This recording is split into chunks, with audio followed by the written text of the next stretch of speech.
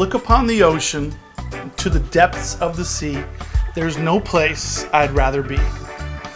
When you hear those lyrics, looking from the hilltop to the valley low, when you hear those, you're thinking someplace majestic. You're thinking someplace beautiful, someplace gorgeous, and that's probably what we'll do the music video on.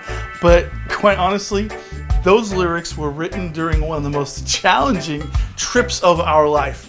Let me paint the picture for you. We had flown from Florida, landed in Port-au-Prince, Haiti, and we had nobody to pick us up at the airport. Of course, there was hundreds of people trying to take our bags and thousands of mosquitoes trying to attack us. We stayed in this dodgy hotel, and then we flew in this very small plane. We were in the cockpit, basically.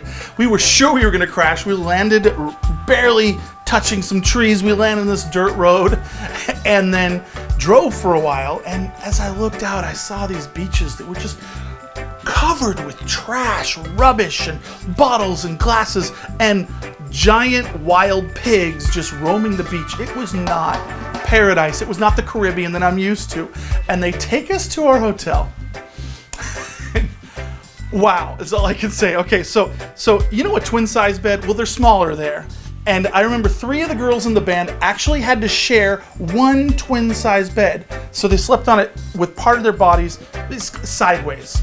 My wife and I had to share a little twin, which was very cozy, if you will. If you wanted a shower, somebody had to take a bucket and climb it all the way up to the roof of the hotel and pour it in, and then you had what I call the Michael Jackson shower, because you said, you're really freezing your butt off. You quickly got a soap down, and it was rough. Mosquitoes, heat, no AC.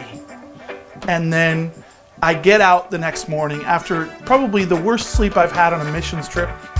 We're on the water. And despite the pollution at the shore, it's beautiful.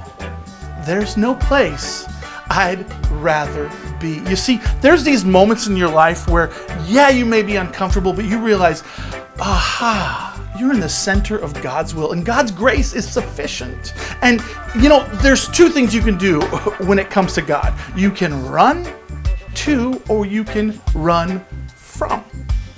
And this is one of those moments where I had run to, and I had spent so many years of my life running from. And you know, it reminds me of that guy who, he's walking down a street in New York, and he sees somebody out of the corner of his eye, and the guy's following him, so he speeds up and he keeps looking, and the guy's following more, and so he starts running, and now the guy's running after. Now he's in a full pursuit. He's running. He goes around a corner. He runs to the dead end in an alley, and the guy's there. He's sure he's got a gun, and excuse me, sir, you dropped your cell phone.